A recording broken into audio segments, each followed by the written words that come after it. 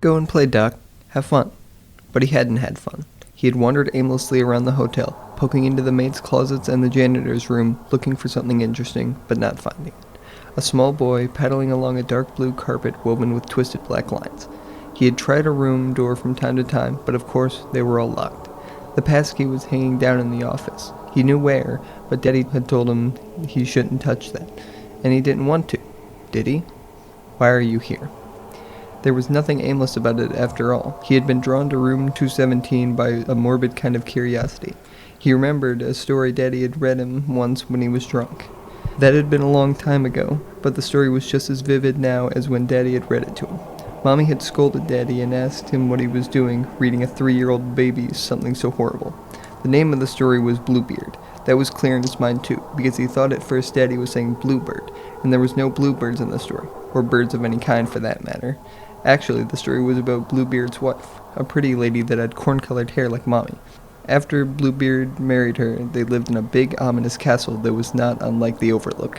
And every day, Bluebeard went off to work, and every day he would tell his pretty little wife not to go into a certain room, although the key in that room was hanging on the hook, just like the passkey was hanging in the office wall downstairs.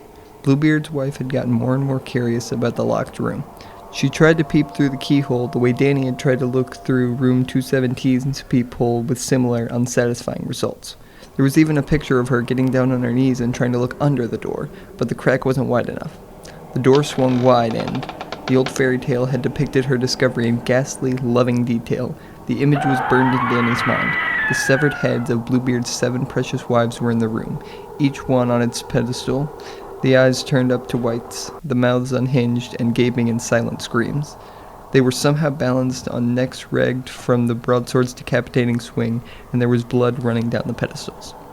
Terrified, she had turned to flee from the room and the castle, only to discover Bluebeard, standing in the doorway, his terrible eyes blazing. "I told you not to enter this room," Bluebeard said, unsheathing his sword. "Alas, in your curiosity, you are like the other 7, and though I loved you the best of all, your ending shall be as theirs. Prepare to die, wretched woman." It seemed vaguely to Danny that the story had had a happy ending, but that had paled to the insignificance beside the 2 dominant images. The taunting, maddening locked door with some great secret behind it, and the grisly secret itself, repeated more than half a dozen times, the locked door and behind it the heads of the severed heads. Thank you for enjoying my story. This was an excerpt from The Shining by Stephen King and was performed by Jacob Rose. If you enjoyed the story, you can hear more.